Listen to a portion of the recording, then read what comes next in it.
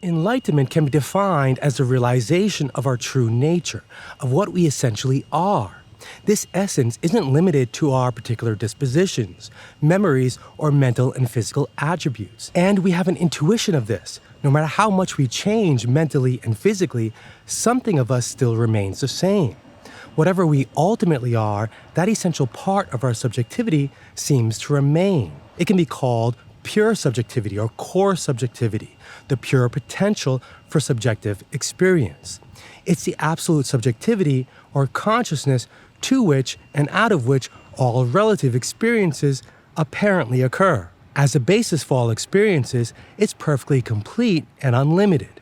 And if we can realize that this unlimited consciousness is actually what we are and identify with it, we would feel its inherent peace and completeness. But would this enlightenment make us indifferent?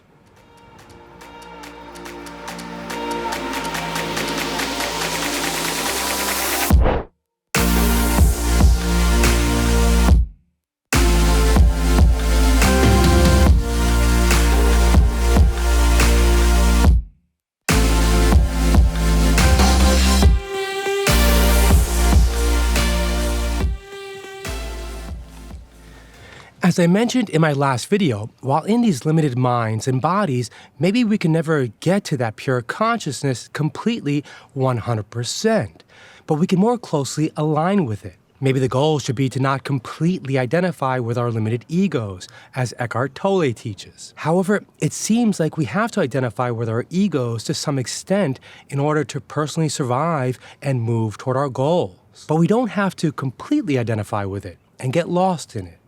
In the presence of our egos and our ordinary way of thinking, pure consciousness may be experienced as a silent background presence, and we can identify with that background presence while in the midst of our ordinary worldly pursuits. This witnessing presence of awareness is supposed to be undisturbed, unchanged, and unaffected by anything. And if we can really identify with this and take that broader perspective, we as individuals would also remain mostly undisturbed and unaffected by adverse or difficult events. And yet it seems like we would still maintain some amount of discontent, meaning we would always have a preference for it to be otherwise. If we didn't, we wouldn't be impelled to act in favor of our preferences. We wouldn't be able to move toward how we prefer things to be. We'd be content and complacent remaining where we are, or even not remaining here in our bodies at all.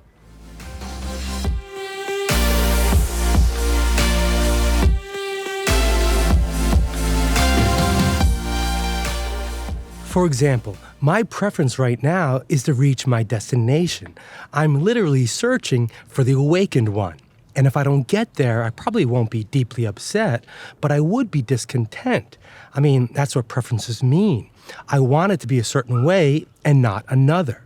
I'd rather arrive at my destination than to not arrive. I feel like there's too much spiritual bypassing that goes on in our spiritual communities. I mean, no matter how spiritually advanced we are or how enlightened we get, we will always have preferences and tendencies. And by definition, that means we will always have some amount of discontent and desire for it to be otherwise, even if that discontent can be subdued and quickly overcome. A better example is how miserable I was over the last few days with a cold. I remember feeling a strong preference not to be sick. I wanted to be able to dissociate from this personal sickness in favor of the unaffected consciousness I know myself to really be.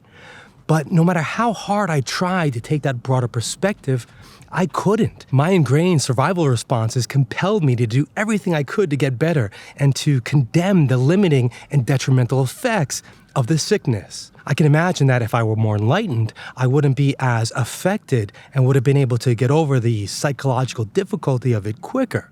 I mean, it was killing me that I wasn't able to make these videos and to do other things that I really wanted to do.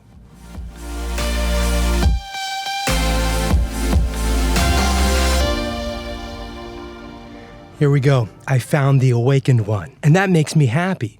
My seeking, my desire came to an end. And that relief I feel is the happiness of my true nature. It's my partial and temporary return to pure awareness. That essential part of me that's always fulfilled and complete. But it's very short-lived. A new thought, a new desire arises, and I'm on to the next adventure. And I'm constantly seeking. If I remain content with that feeling of fulfillment and completeness, would I be motivated to do anything at all? Apathy and indifference seems like a real possibility if I were fulfilled and happy all the time. I know spiritual teachers contest this, but they have to. We come to them for advice and to learn how to better live our lives. We want to put something new into practice and to grow spiritually. Like the Buddha had, we're seeking enlightenment or self-realization. The Buddha was very prescriptive in his teachings, and he even had an eightfold path. If the end result were apathy and indifference, I doubt there would have been many followers. In fact, compassion is a prominent component in Buddhist teachings.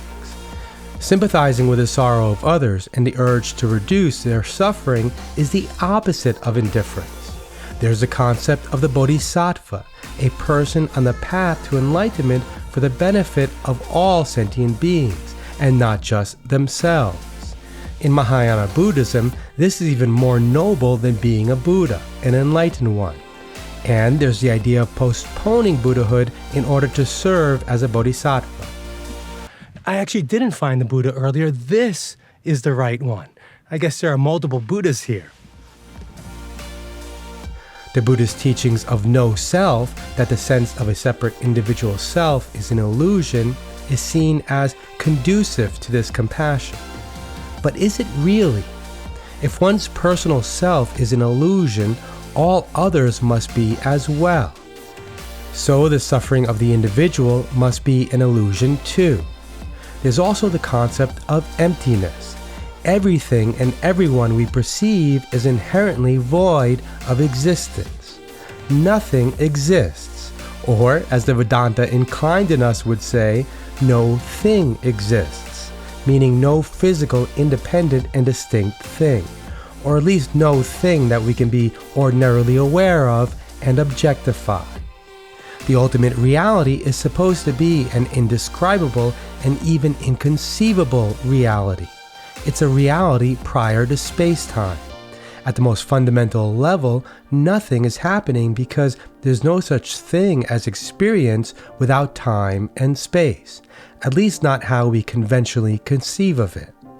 And yet out of it, everything is happening, or at least appearing to. But as Bernardo Kastrup said recently in a debate with Michael James, even if this is all an illusion, it still exists as such. An illusion is not nothing.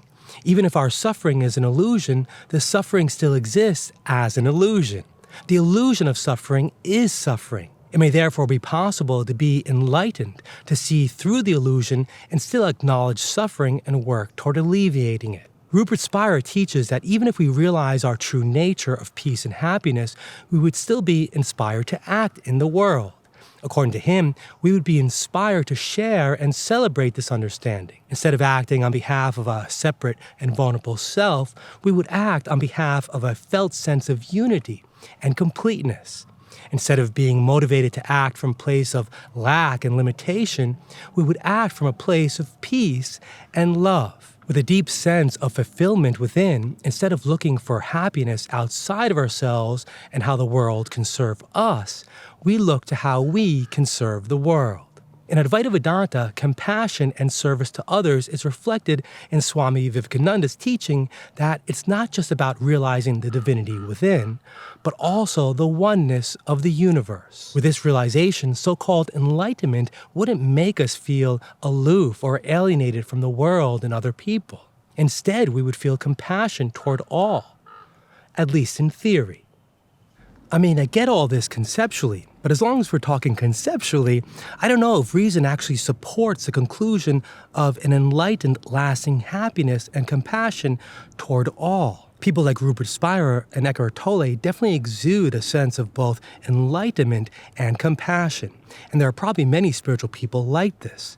But I have to contend that they must still have preferences, and as such, still feel discontent at times, and even a sense of competition with others, no matter how minimal or fleeting the feeling is. I'm really skeptical of this whole idea of eliminating suffering altogether, and a state of complete equanimity and fulfillment, at least from my own perspective right now. I'm starting to learn how to identify more with who I really am, and I'm experiencing the peace and fulfillment that go along with this. For example, despite going through some difficult times right now, things are very uncertain in terms of my financial and career situation, and yet I don't feel distressed. I actually feel complacent. I don't feel compelled to act and hustle for another job, but maybe I should. My spiritual progress has made me indifferent. Now, maybe I just haven't fully arrived yet. Either way, I'm waiting to be inspired. I'm used to my motivation coming from a place of lack and striving for improvement. And I really do wonder what this more transcendent inspiration would feel like. Or maybe I'm experiencing it right here and right now, and every time I hit record. Like and comment if this resonated with you, and subscribe below to follow me on my journey. See you next time.